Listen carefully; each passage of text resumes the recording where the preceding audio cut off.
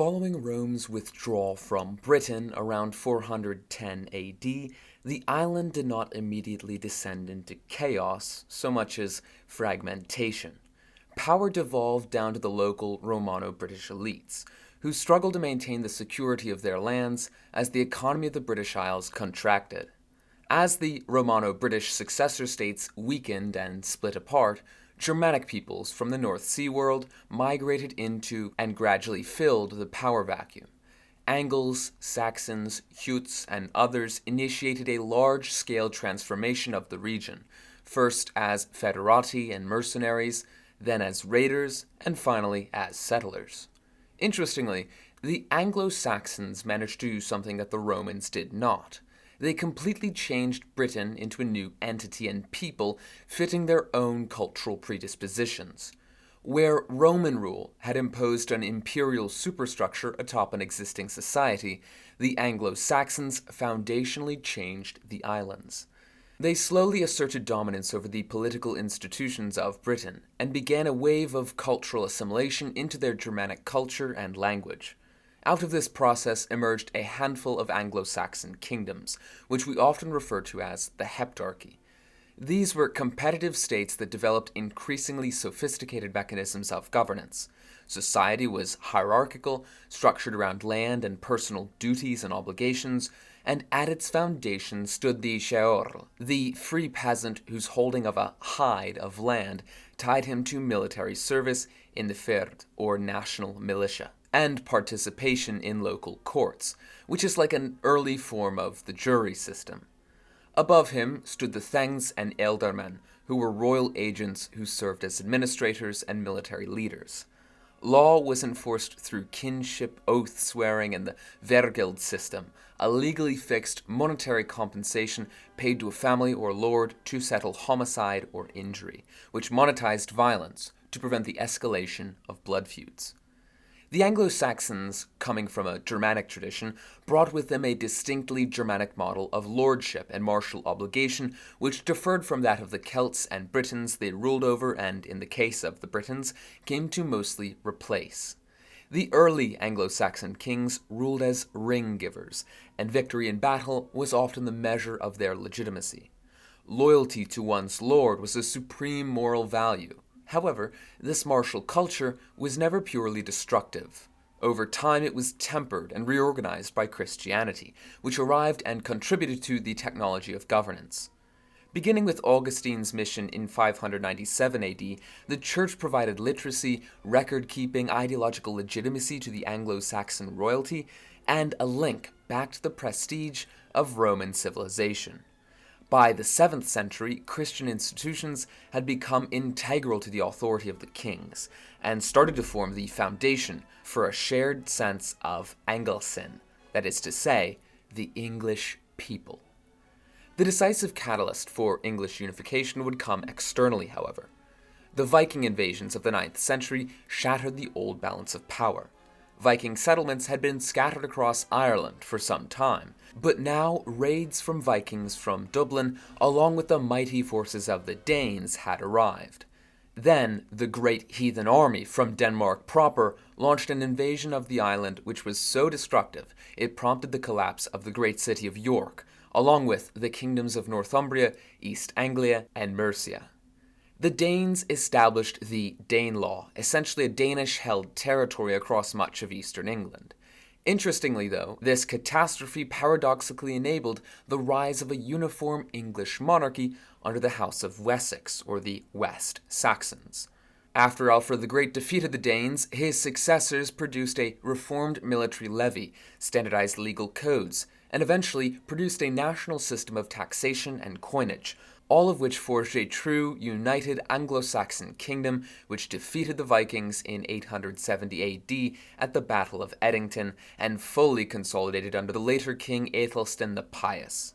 Aethelstan defeated the last remaining Danish kingdom of Jorvik and ended the Danelaw, though it would technically persist as a cultural region of England for many decades thereafter. From then on, England transformed into a single state, a centralized, literate, and remarkably well-administered one at that, divided into shires and hundreds and governed through the royal courts and bound together by a common language and Christianity. Few realms north of the Alps could match its bureaucratic reach, until one did. On the continent, a new system was rapidly garnering power, that being the Normans. The Normans themselves were the product of a cultural fusion, as Scandinavian raiders, after settling in northern France in the early 10th century, had adopted the Frankish language, Christianity, and the feudal institutions of the post-Carolingian world. However, they maintained their own warrior ethos. Under Duke William, Normandy became one of the most cohesive and disciplined principalities in Europe, with skilled heavy cavalry, castle lordship, and obligatory military service. Around this time in England, King Edward the Confessor left no heir, and several men levied competing claims to the crown.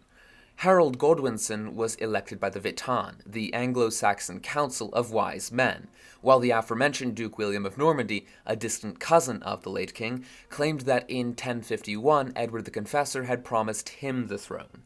But because Harold Godwinson had already ruled England during the latter years of Edward's life and had legitimate power on the island, unlike the Normans, all it would take was the repelling of any Norman invasion to secure his legitimacy. Right? Well, unfortunately for the English, at the same time, Harald Hardrada, the King of Norway, led a Viking invasion of England, having been invited by his half-brother Tostig Godwinson, Earl of Northumbria, to claim the throne of England for himself. Now the war for the English crown devolved into three claimants. The Norwegians invaded the north of England, though Harold Godwinson marched north and defeated them at the Battle of Stamford Bridge, killing Harald Hardrada. But William of Normandy landed on the southern coast shortly after the victory over the Norwegians, launching his own invasion of England. On October 14th, 1066, after a great fight at the Battle of Hastings, William defeated Harold's exhausted army, with Harold Godwinson dying in battle. William of Normandy had become William the Conqueror. Shortly thereafter, he dismantled the native aristocracy, redistributed land on a massive scale, and imposed a new elite loyal directly to the Norman crown. The Normans built castles, appointed their own bishops, restructured the church, and replaced Old English with French as the language of power. However, even during this political change, much endured of the old Anglo-Saxon system. The shires, the courts, taxation, and the English language itself survived, adapted, and eventually reasserted dominance in the 14th century. The Norman Conquest then did not erase Anglo-Saxon England, but rather repurposed it, helping to model the state which would eventually consolidate an empire stretching across much of the globe. But what if all of that had changed? What if, in an alternate timeline, the Norman invasion of Britain failed? Before beginning today's alternate history scenario, be sure to leave a comment and subscribe. We're currently trying to reach our goal of 50,000 subscribers in 2026, and every little bit helps the channel out. If you want to help support our content, you can watch through our extensive catalog of videos, or consider supporting your legion like our generous channel members. Thank you, and enjoy the video. The Norman Conquest was not the result of inherent Norman superiority, nor of Anglo-Saxon decay. It was the product of a rare convergence of conditions. So rare, in fact, that the year 1066 represents less of a historical inevitability than a perfectly timed storm. The success of the Norman Conquest is usually reduced to a single day on Senlac Hill, but while the Battle of Hastings truly did matter, it alone did not decide England's fate. To understand why both the Normans succeeded and how their victory might have been prevented, we have to first examine the pressures acting on the Anglo-Saxon state.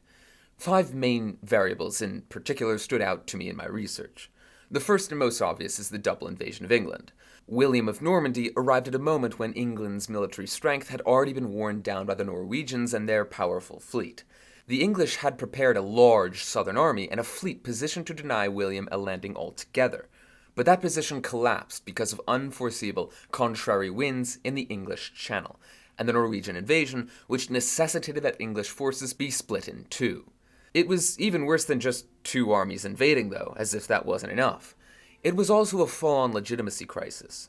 If Harold abandoned the north and kept his forces in the south to fight William, the Norwegians could capture York, the economic and strategic capital of northern England. Harold Godwinson could not afford to lose York.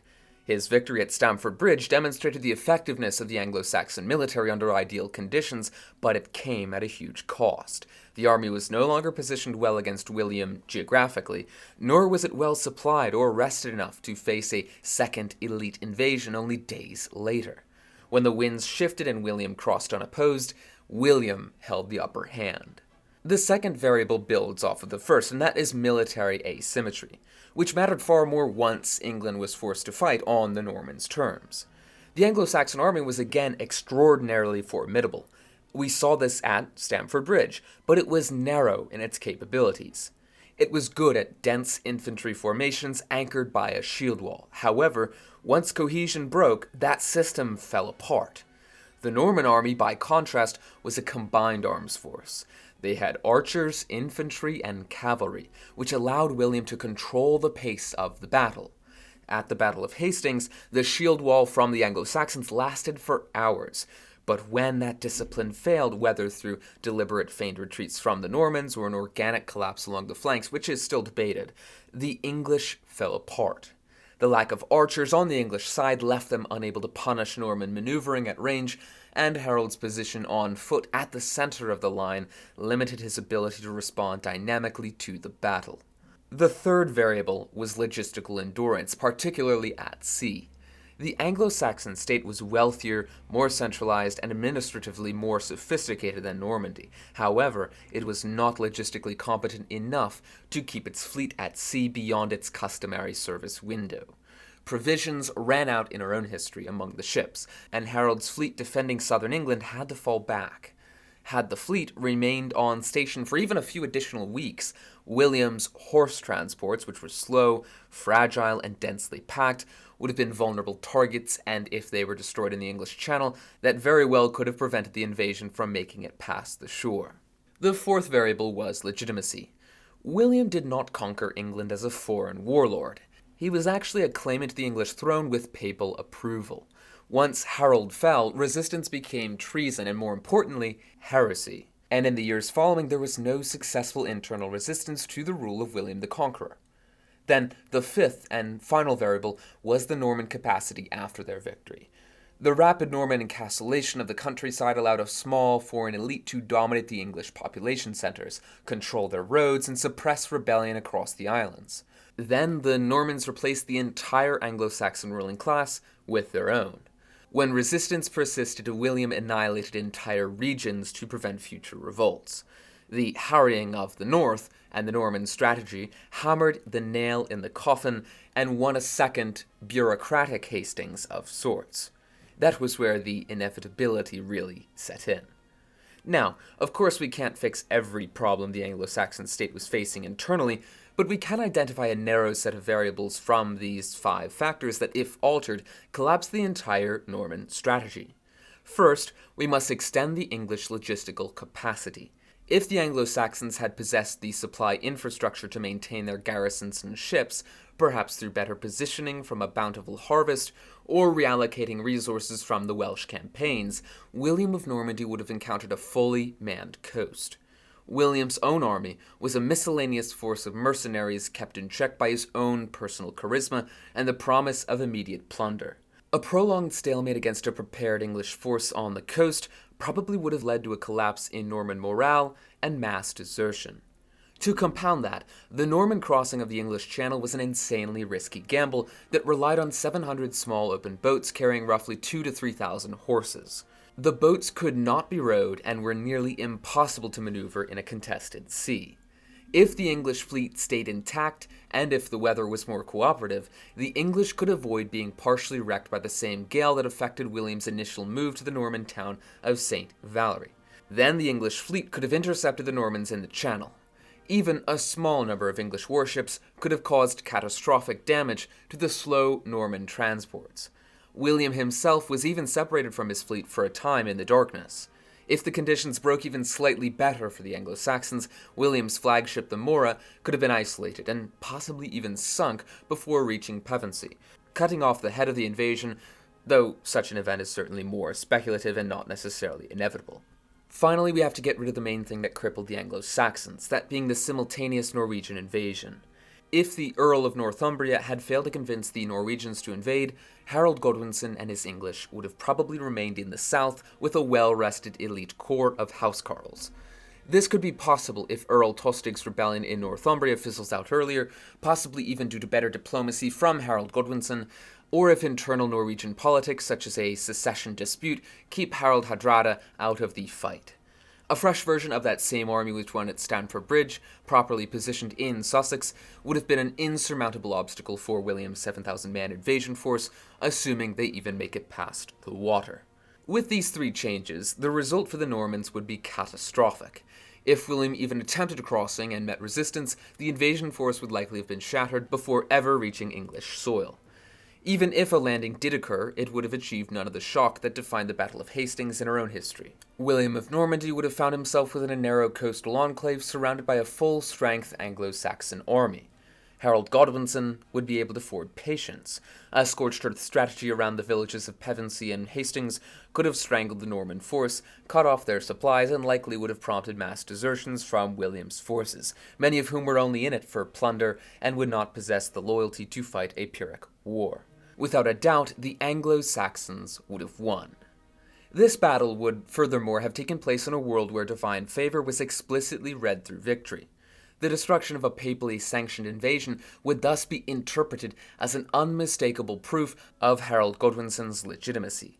No further action, projected from Rome, would be necessary.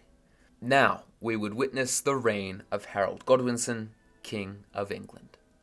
Harold's rise in our own history was the culmination of decades of political consolidation by his House of Godwin. As Earl of Wessex, he had already functioned as the effective ruler of England during the later years of Edward the Confessor's reign. Harold was the most powerful nobleman, and thus assumed the management of national policy, managed relations with the Scots, and led military campaigns in Wales for King Edward. Hence, he was the logical successor whom Edward and the Anglo-Saxon Witan chose. Harold was also described as physically imposing, energetic, and unusually composed, even during periods of great stress. He was not a cruel ruler either, unlike his contemporaries in Northumbria, and seemingly preferred compromise. He even prioritized the stability of England over his familial ties to the region in his handling of the 1065 Northumbrian revolt. With the Norman threat extinguished, Harold's reign would thus settle into what it was always meant to be, the stewardship of a highly developed legal state. His rule would be institutional and consolidatory. He would continue the use of royal writs, which were standardized compact commands written in common language, which were distributed to the regional governments in order to standardize law. This practice was even, in our own history, adopted and continued by the Normans during their rule of England. Harold would also maintain centralized control of the currency. During his reign, he minted coinage with the term Pax, which means peace. They also bore the words Harold Rex Ang, or Harold, King of the English. The use of the term Pax was meant to project stability during the invasions, but now they would be a legitimate observation of the English situation. Harold would, in effect, now be governing over a Pax Anglica. Without the mass dispossession of the Anglo-Saxon aristocracy as well, the sudden replacement of the ruling class and the castles and fortresses built by the Normans, power would remain dispersed among the native Anglo-Saxon elites, bound to the crown through duty, obligation, law, and shared interest. Additionally, because Harold Godwinson bore many children, he would have no trouble forging a dynasty. Secession would not be without tension as always, but any such tension would occur within an English political framework. Harold's sons with his common-law wife Edith the Fair were born under Danish marital customs that may have troubled the church. Even though Denmark had been a Christian nation since 965 AD, certain pagan traditions still lingered in common life. I think it's actually quite likely that a son born of his political marriage to Ealdgyth of Mercia would be designated heir. Such an heir would have fused England's two great aristocratic blocks, the houses of Wessex and Mercia, into a single dynasty. This union could have produced a far more harmonious ruling elite, which would further unite England as time marches forward. Administratively, this more English England would also continue to develop one of the most sophisticated governmental systems in early medieval Europe. The shires and hundreds would remain the connective tissue between the king and local rule. Sheriffs would continue to be the royal executive arm, and the Witan, that council of wise men we mentioned earlier, would retain its role as a constitutional counterweight. The land would remain a foundation for society, and slavery would likely persist longer, given it was a significant component of the Anglo-Saxon economy, though abolition in due time as a result of Christian influence is equally likely. Anglo-Saxon legal traditions would also, interestingly enough, preserve a comparatively strong position for women, preserving their rights to property ownership and legal participation. All of this also, of course, has huge consequences for linguistics. England was highly unusual in Europe for employing its native tongue for both official documentation and sophisticated literature. The Winchester style of standardized Old English, established by Bishop Ethelwood and other reformers in the 10th century, was a unique and powerful underlying administrative tool. Without a Norman ruling class, England never would incorporate French and Latin into their language, and this has a huge effect on English. Norman French infused about 10,000 words into the English language, such as the Norman word beef supplementing the Anglo-Saxon word cow. In this scenario, Old English would remain a thoroughly Germanic language, and the language of power, law, and administration. Really, the only major foreign linguistic influences would come from the Danelaw, where Old Norse would be more mutually intelligible with English. This would also put England closer to the Scandinavian world in general. Legal and administrative terms borrowed from the Scandinavians, such as lagu, or law, Vapintak, or subdivision or a hundred of a county, and laslit, or a violation of the law, were already being integrated into English law codes by the mid-11th century. Danish and broader Scandinavian influences would not be treated with the same social prejudice introduced by the Normans. Now they would be accepted, borrowed, and integrated into the evolving English language. 500 years later, Shakespeare may very well instead write, "To be or not to be, that is the ask," and "all the world is a play plat." Now, the Pax Anglica would not necessarily be indefinite. In fact, preventing the invasion of Harald Hardrada certainly does not eliminate Scandinavian and North Sea interest in England. Danish and Norwegian kings would continue to assert claims over the islands. We already have the example of Canute IV, who ruled Denmark from 1080 to 1086 AD, and launched a failed invasion of England in our own history. Of course, this England would now confront these threats from a position of strength equal to, if not slightly better, than in her own history, armed with centralized taxation, a national militia, and a proven capacity for a coordinated defense. There is a risk of military stagnation, however. Considering the Norman defeat was sufficiently humiliating, it is likely that the Anglo-Saxon elite would have dismissed the Norman emphasis on heavy cavalry as a logistical liability. This would cause a divergence in the military development of Anglo-Saxon warfare from the tactics of their neighbors on the continent. Now, Anglo-Saxon tactics were nothing to scoff at, and had proven nearly unassailable on high ground during the opening stages of the real Battle of Hastings. Norman accounts admitted that English housecarls were worth 2 of their soldiers and inflicted wounds so ghastly that they horrified the Norman knights. But a rejection of cavalry would certainly change the English way of war waging. Some adaptations from Norman tactics might still be made, though. While archery was a sport among the elites in England rather than a military instrument at the time, the lethal effectiveness of Norman bowmen would have been impossible to ignore. England may then see the bow transform from an aristocratic hunting tool into a regulated arm of the army, not unlike the later development of the longbow. Additionally, having survived a close call in the Channel, the Anglo-Saxon state would also have likely institutionalized the naval reforms hinted at in the late 10th and 11th centuries. During the reign of Ethelred the Unready, a massive shipbuilding program required every 310 hides of land to supply 1 warship, along with the equipment for crews. After this fleet's failure, Ethelred hired a permanent mercenary fleet under Thorkel the Tall of Denmark, funding it through the land tax for professional sailors, creating one of the earliest standing navies paid year-round rather than seasonally. Edward the Confessor reversed this centralization by disbanding the mercenary fleet, granting special privileges to the special southern ports like Sandwich, Dover, Hythe, Romney, and Hastings in exchange for providing ships and crews for royal service each year. Under a Godwinson dynasty, a synthesis between these two programs would likely emerge.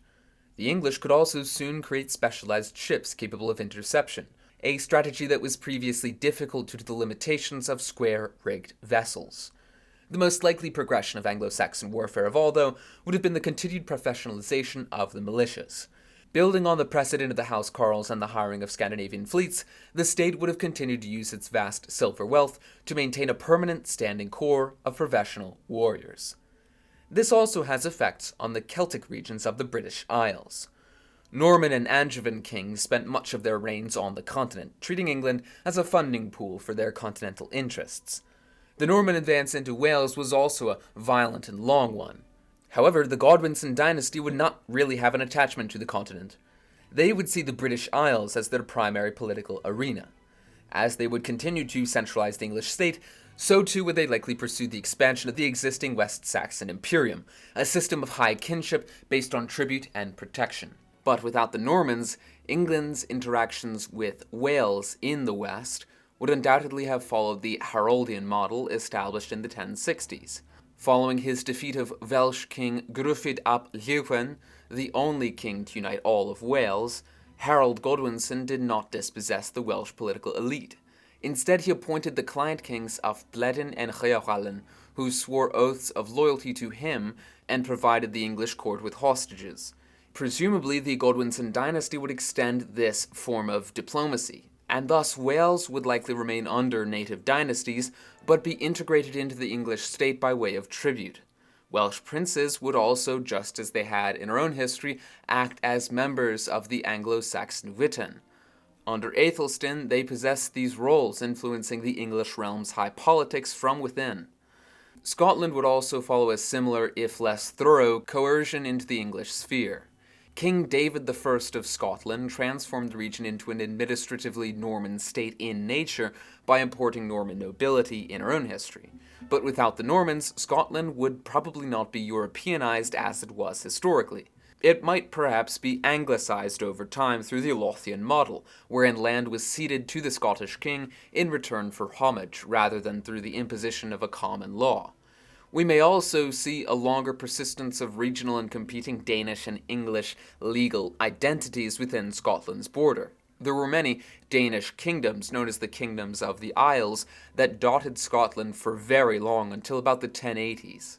The Anglo-Scottish relationship would also tighten through marriages between the House of Wessex and the Scottish House of Alpin, many of which had already occurred by this point. Ireland is an interesting subject as well. The Norman invasion of Ireland in 1169, which lasted until 1171, was a catastrophic turning point that introduced a deep religious divide through the colonization of the island. Pre-Norman England, however, already had strong economic and political ties with the Norse Gaelic city-states like Dublin. Assuming there is no Anglo-Saxon military invasion of Ireland, which is unlikely as the Anglo-Saxons were far less expansionist than the Normans, the relationship between England and Ireland would have been primarily economic and cultural. Old English and Old Norse would already remain more mutually intelligible, as we noted, and this would allow for a bilingual mercantile class to slowly form across the British Isles, mostly among the descendants of the Vikings who came and set up kingdoms in Ireland and Scotland and in the Danelaw. The English state, which possessed the economic advantages of a centralized currency backed by silver wealth, may then, over time, bring the Irish Viking towns into its economic orbit through treaties and trade agreements. We already saw similar arrangements with the Treaty of Alfred and Guthrum, signed in the late 9th century, that formalized the boundary between Wessex and the Danelaw. It followed King Alfred the Great's victory over the Viking leader Guthrum at the Battle of Edington, which we already discussed earlier. Anyway, as time goes on, all of these economic and political relationships across the British Isles may evolve into a more cohesive, less divisive proto-British identity encompassing the entirety of the region, including Ireland. Of course, this would not form instantly. It would take many, many hundreds of years, but it would certainly, if it manifested, be a more Celtic or even Norse one, and a less European sort of state in nature, but one which would not be defined by the ethnic hierarchy of the Norman period, or the introduction of the Norman landed gentry, or the violent Norman conquests of the non-English territories of the region. Normandy herself would be equally transformed by their failure to conquer the Anglo-Saxons. William had promised the wealth and land of England to secure the loyalty of his nobles, which united the Norman nobility who seemed at the time to be fracturing. With William's failure, his Capetian overlord, Philip I of France, would have made moves to assert his own power.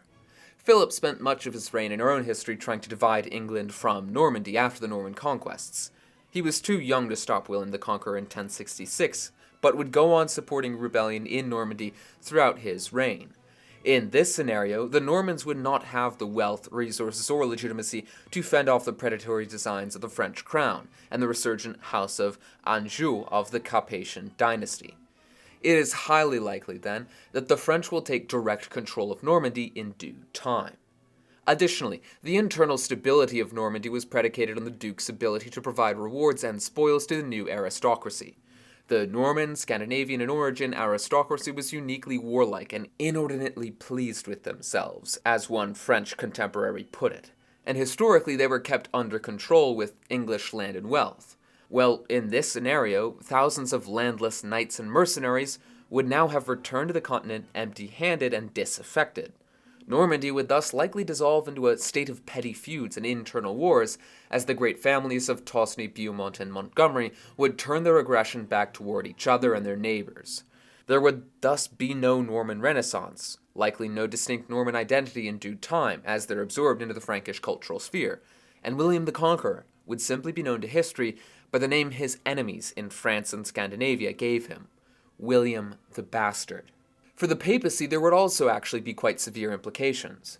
William's invasion was an early experiment in sanctified papal war, and was a prototype for the concept of crusading. Its failure would deprive the reformist papacy of a powerful northern ally, and undermine its claim to arbitrate kingship through force, which was later articulated in Pope Gregory VII's Dictatus Papae, which asserted that the Pope possessed the authority to depose emperors and absolve subjects from their allegiance. Because William, the papally sanctioned claimant to the English crown, would have lost, the papacy would simply likely remain more dependent on the protection of the Holy Roman Empire or the Norman freebooters in southern Italy. It would also preserve the schismatic status of the English Church under Archbishop Stigand. Stigand had been excommunicated by 5 successive popes for his uncanonical acquisition of the See of Canterbury after the previous archbishop, Robert of Jumièges, fled. Without the Norman conquests and the imposition of a Norman ecclesiastical class upon the English Church, the papacy would have remained incapable of enforcing its reforms in England, as the old Anglo-Saxon monarchy traditionally exercised a sort of Caesar or papist control over the ecclesiastical appointments and the distribution of church assets in England. So, to be very speculative, this may even lead to the English eventually joining the ranks of the Eastern churches as Orthodox Christians, which becomes even more plausible when we look into the Greek theological leanings of Archbishop Theodore of Tarsus, who unified the English Church around 669 AD and had great influence on English theology. All of which is something we will discuss in greater detail in a future video, which I think you all will very much enjoy. Now, this alternate England would be quite separated from continental politics, as we already described. The Norman conquests definitively bound England to the continent in a manner unprecedented in Anglo-Saxon history, and not quite seen since Roman times in terms of Britain as a whole. However, now England would be able to simply continue on its own, separated from the continent, only really dealing with the Scandinavians. With no Norman England, no Anglo-Norman Empire, and Angevin kings, the question is no longer whether Anglo-Saxon England survives, but what kind of Europe can exist without it. And that's where I'll be leaving this scenario for today.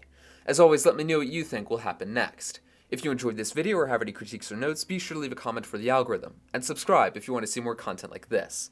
You can support us by joining our Discord or by becoming a channel member with the join button below. Thanks for your time. This has been the US of Z, signing out.